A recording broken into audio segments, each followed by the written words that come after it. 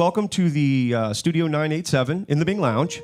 It's presented to you by Seaport Auto and Sun Drop and Pop Chips. There's a big rack of Pop Chips up there, too. So if you guys feel a little hungry, snag one off there, grab yourself a soda pop, okay? So we're going to be doing the meet and greet after we do all this type of stuff. But without further ado, please welcome to the stage, Andy Gibson.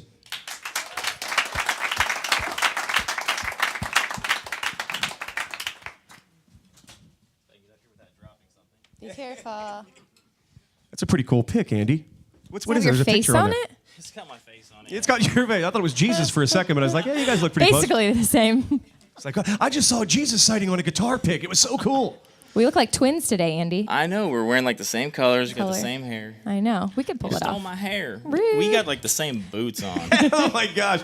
It's like a little love affair. Called going on each between other you. first. We want to make And what's sure your that guitar we player's name, coordinated. Andy? This is Damian Martin. Hi, guys. Damien. Damien, how's it going? Doing well. Thank you for having us. Great. Thanks for being here.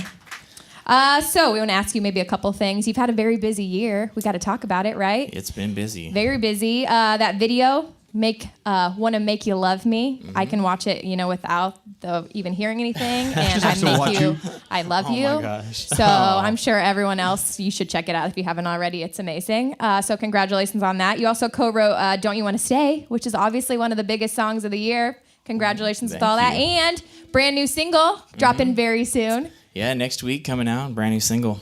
Best thing. Excited for that. Yeah, it's really exciting to be at a new record label. I've been with Curb now for a year, working with their A&R staff and really getting to know everybody and finding and writing new music. And it's just been a really fun process. And I'm just excited to have music out there. That's what it's all about, getting to come out here and hang out with you guys right now. This is what it's all about.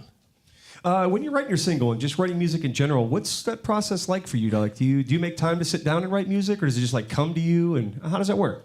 Well, I find that ideas will come to me when I'm doing something kind of monotonous or boring or ordinary, like driving or taking a shower or something where you're not thinking a whole lot. Then it's like your mind opens up and all of a sudden, boom, you get a great idea. Or sometimes really not a great idea, but it seems like a great idea at the time. Yeah, the worst ideas always come when I'm asleep. People always talk about, I woke up and I wrote this down.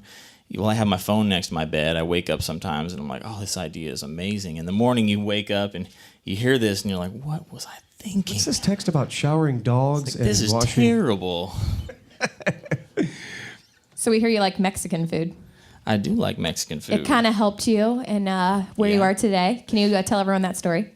Yeah, well, it's kind of a funny story. When I moved to Nashville, I speak Spanish fluently. I lived in Mexico for a while, and I got a bunch of jobs working at all the Mexican restaurants around Nolensville area in Nashville. Because I could speak Spanish, I could sing in Spanish and English in the restaurants. So I had kind of a corner on the market there, and I got paid in chips and salsa, which is great. A young single guy can survive on chips and salsa. So I end up working at these restaurants, and at the same time, this fella John Rich hits me up on MySpace. And at that time, Lost in the Moment had just gone #1, and I was like, yeah, right. John Rich is calling me from MySpace. This is not for real, right? It's like one of those stalker things that happens online. And so I listened to the message. I called this person back, and I'm like, is this John Rich? And it was John Rich, and he was like, I love your music. I want to see you live. Can I come see you? And I said, well, I play at this restaurant down here on Harding in Nolensville if you want to come see me. And he said, all right, I'll be there on Saturday. So at the same time, I know he's coming, and I'd been thinking about translating Lost in the Moment, because I would take songs, country songs that were on the radio right then, and I'd translate them for the restaurant just for fun to see if anyone would notice. And so I took Lost in the Moment and I translated it, and when he came in, I just broke out into the song and he flipped out. So it worked. So John Rich is in the Mexican restaurant having chips and salsa. You're performing for him, and then what happens after that?